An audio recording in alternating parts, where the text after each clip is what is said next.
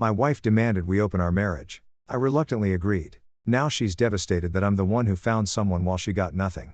I never thought I'd be writing this. 3 months ago, I was in what I believed was a solid, stable marriage. Today, I'm watching that marriage disintegrate in real time. And the strangest part is, I'm not even upset about it anymore. I'm 35M. Married to my wife Claire, 33F, for 7 years. No kids. Both of us have good careers. I'm a corporate lawyer. She works in pharmaceutical sales. We met in our mid-20s. Married at 28 and 26 respectively. For years, everything seemed fine. Not passionate, necessarily, but comfortable, stable, or so I thought. About 6 months ago, Claire started changing. Subtle things at first. New clothes, more revealing than her usual style. She joined a high-end gym. Started doing her makeup differently. Spending hours on her appearance before leaving for work. She became glued to her phone in a way she never had been before. I didn't think much of it initially. I figured she was going through some kind of self-improvement phase.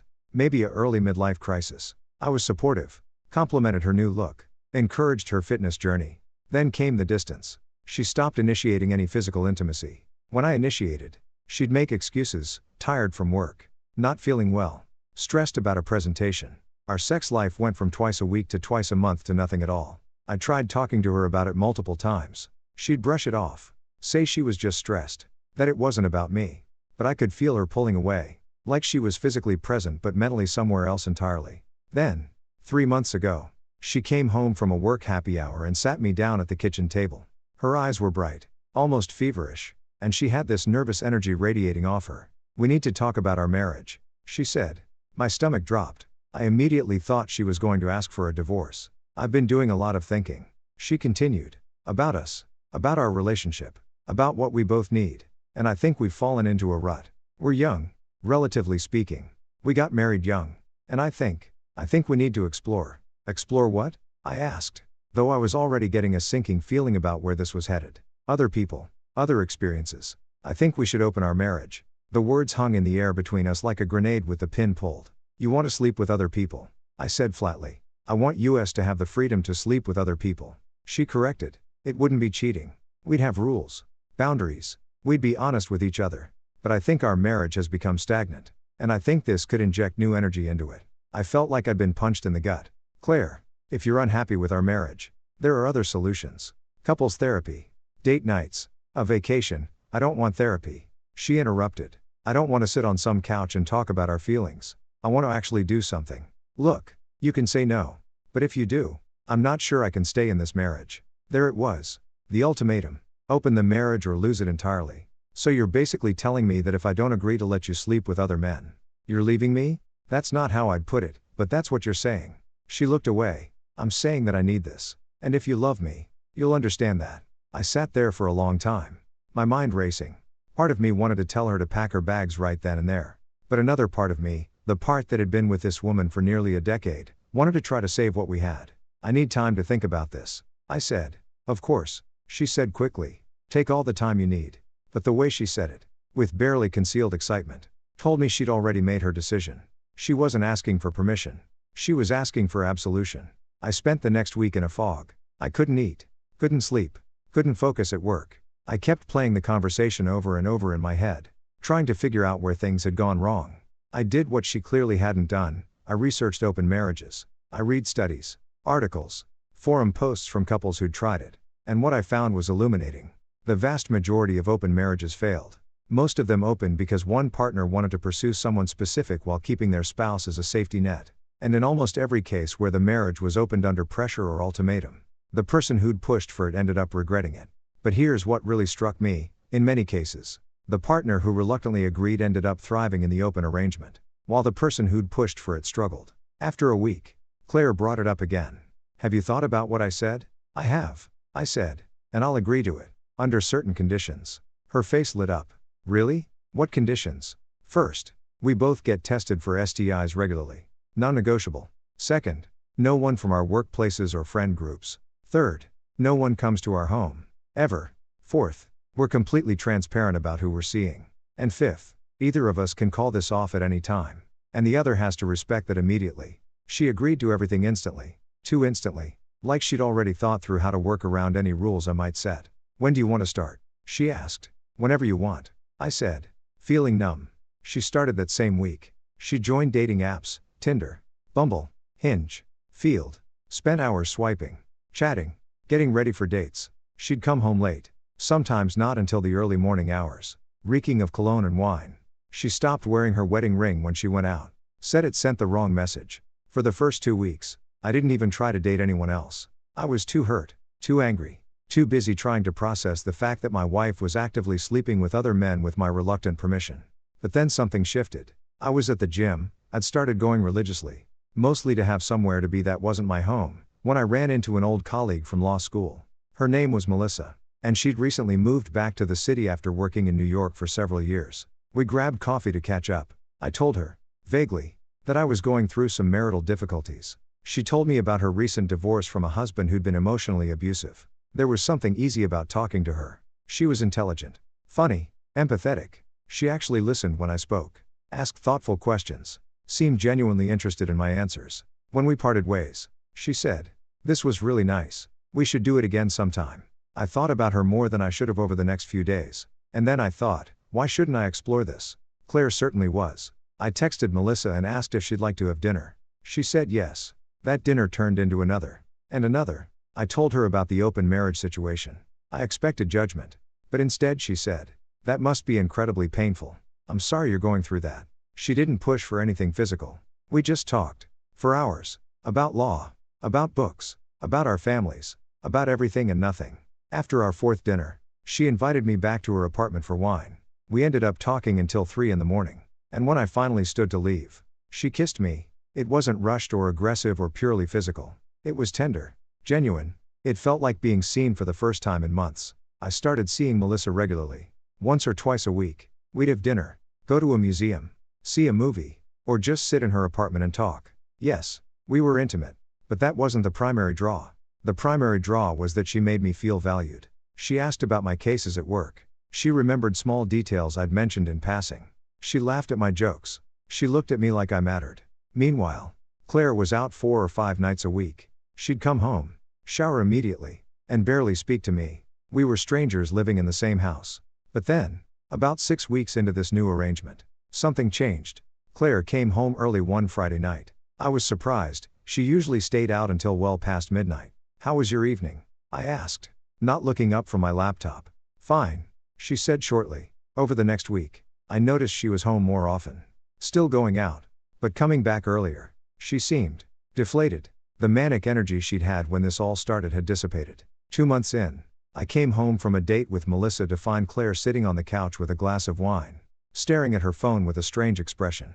"Everything okay?" I asked. "How many people are you seeing?" She asked abruptly. "Just one." "Why? One?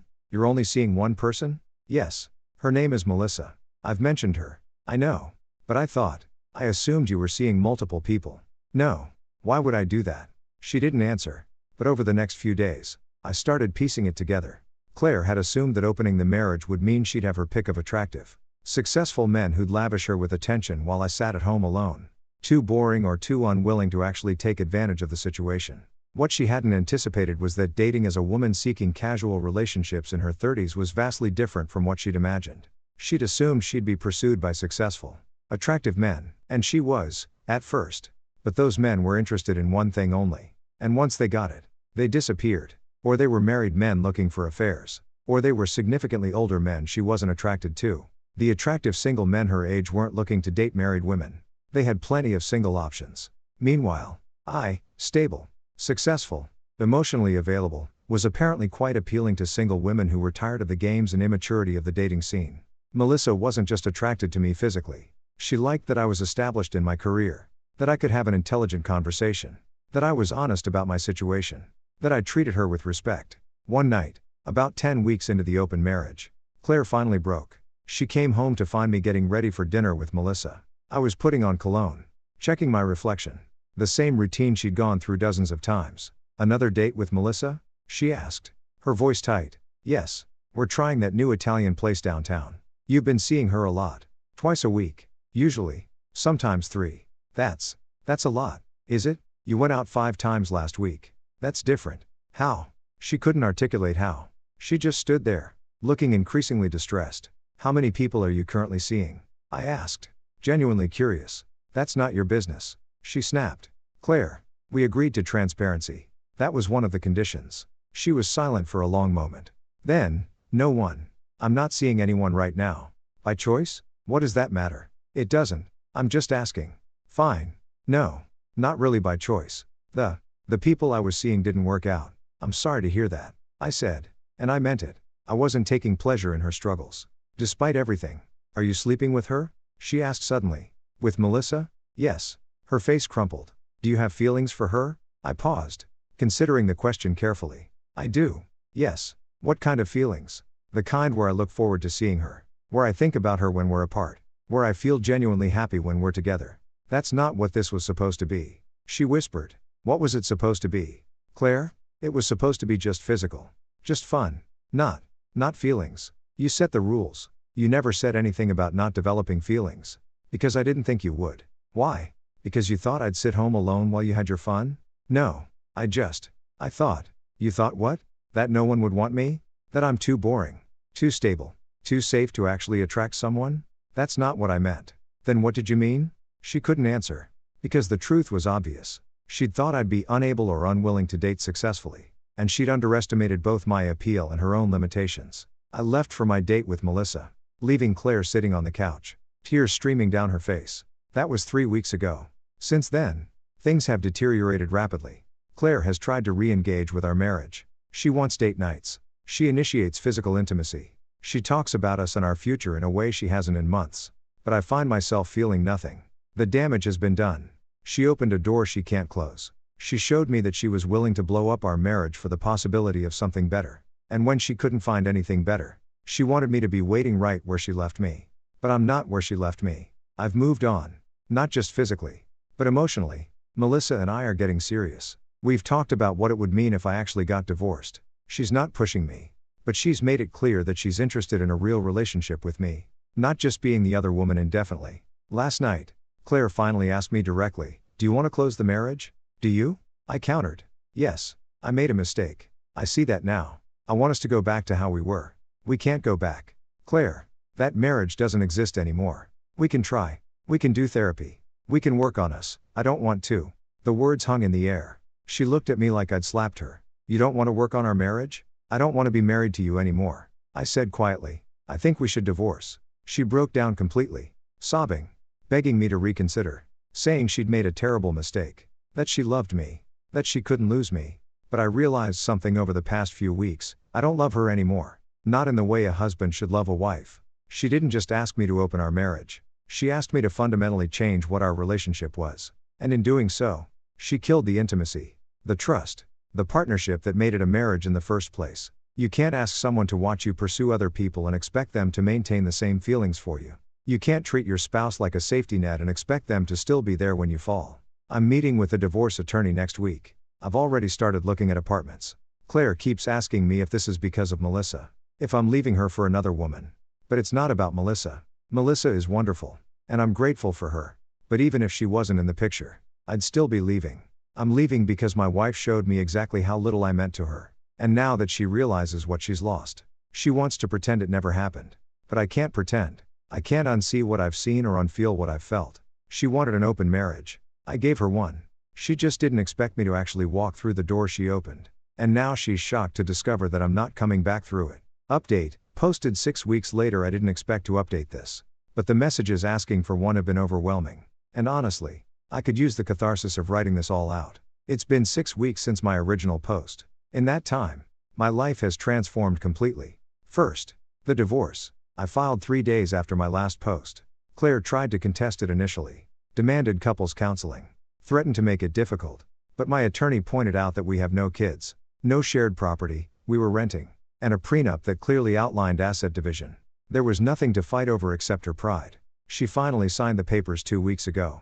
We're officially divorced as of yesterday. The speed of it all seems to have broken something in Claire. She went through stages, first denial, then anger, then bargaining, and now what seems to be a deep depression mixed with bitter resentment. She's been texting me constantly. Long messages about how I gave up on us and how I replaced her the first chance I got and how she never actually slept with anyone during our open marriage. That last claim is interesting. Because it's a lie. I know for a fact she was seeing multiple people in the first month. But now she's rewriting history, trying to paint herself as the victim who suggested opening the marriage as some kind of test to see if I'd stay faithful. When I pointed out that I have texts from her describing her dates in explicit detail, she claimed she was making it up to see how I'd react. The level of delusion is staggering.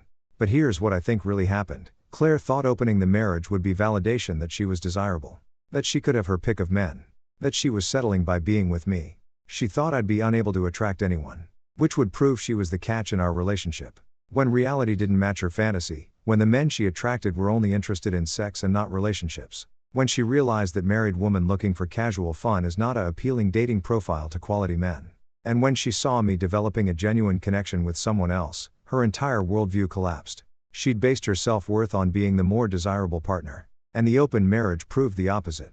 As for Melissa and me, we're doing remarkably well. Better than well, actually. After the divorce was finalized, I asked her if she wanted to make things official, exclusive, committed, the whole thing. She said yes without hesitation. We're not rushing into anything serious like moving in together.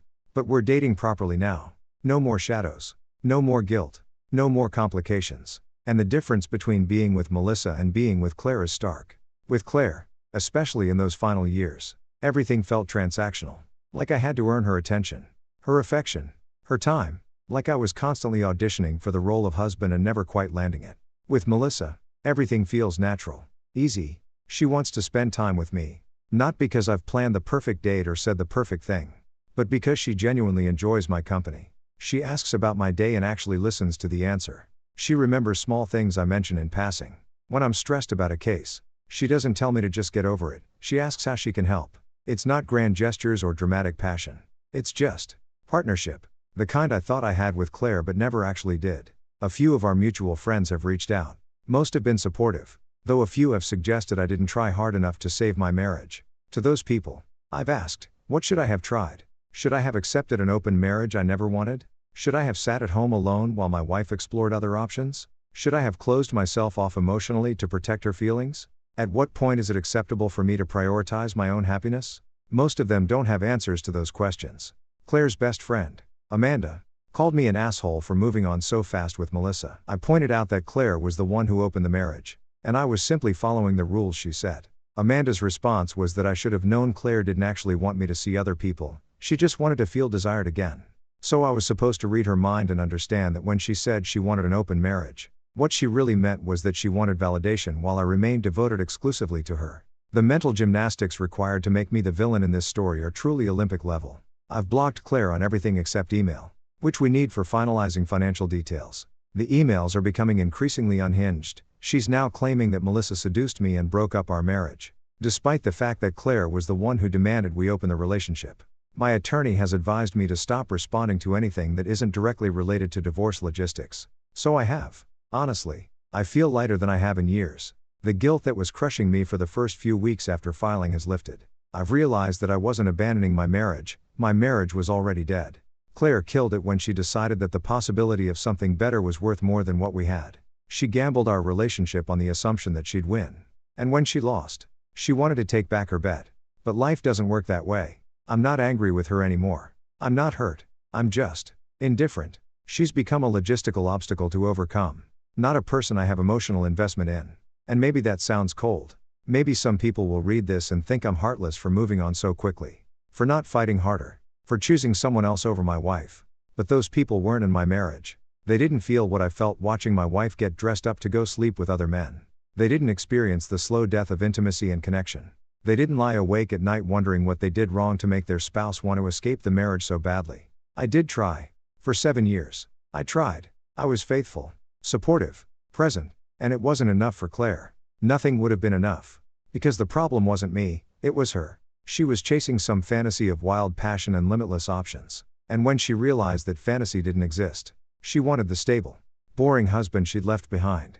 But I'm not that person anymore. I'm not waiting around to be someone's backup plan ever again. Final update, posted 3 months later. This will be my last update. I'm writing this mostly for closure. Both for myself and for the many people who've messaged me asking how things turned out. It's been 3 months since the divorce was finalized. Life has settled into a new normal. And I'm genuinely happy in a way I haven't been in years. Melissa and I moved in together last month. I know that probably sounds fast to some people. But when you know, you know. We'd been essentially living together anyway, she was at my place or I was at hers nearly every night. Making it official just made sense. Living with her is fundamentally different from living with Claire. There's no tension. No walking on eggshells. No wondering if I'm doing something wrong.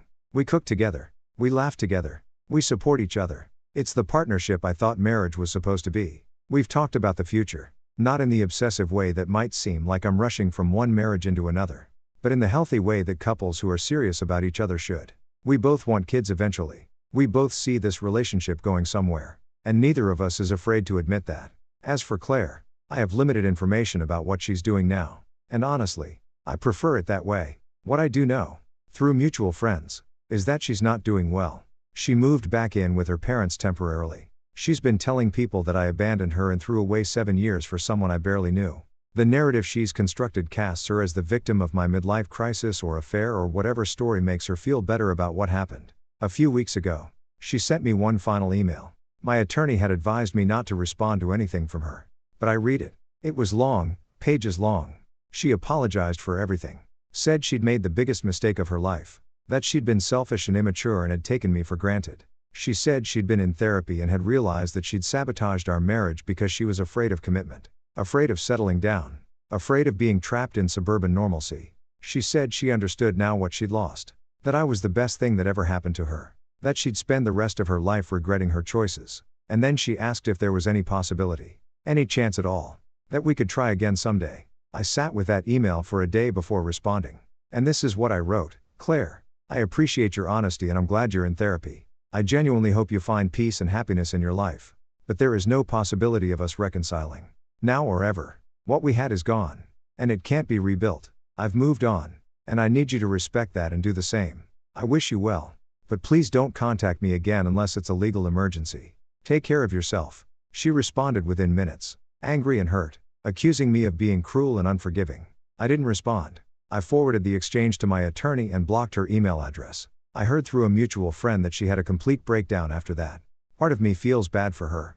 But the larger part of me recognizes that she's reaping what she sowed. She wanted an open marriage. I agreed. Even though it wasn't what I wanted. She pursued other people enthusiastically. I did the same.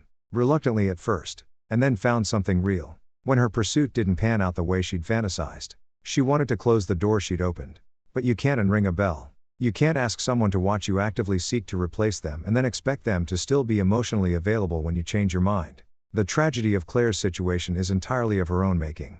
And while I have sympathy for anyone going through pain, I refuse to set myself on fire to keep her warm. I'm 36 years old. I just bought a house with Melissa, our first major investment together. We have a dog now. A rescue mutt named Charlie who's brought more joy into my life than I thought possible. I'm happy. Truly. Genuinely happy. And I refuse to feel guilty about that. To anyone reading this who's in a similar situation, whether your partner is pushing for an open relationship, or making you feel like you're not enough, or taking you for granted, please hear this. You deserve someone who's sure about you. Someone who doesn't need to explore other options to appreciate what they have. Someone who sees you as the priority, not the backup plan. Don't settle for being someone's safety net. Don't wait around hoping they'll realize your worth. And don't let anyone make you feel guilty for choosing your own happiness. Claire thought she could have it all, the security of marriage and the excitement of new experiences. She thought I'd be waiting when she was done playing. She was wrong, and I've never been more grateful for anything in my life than I am for her being wrong. This chapter is closed. I'm moving forward. And I'm not looking back.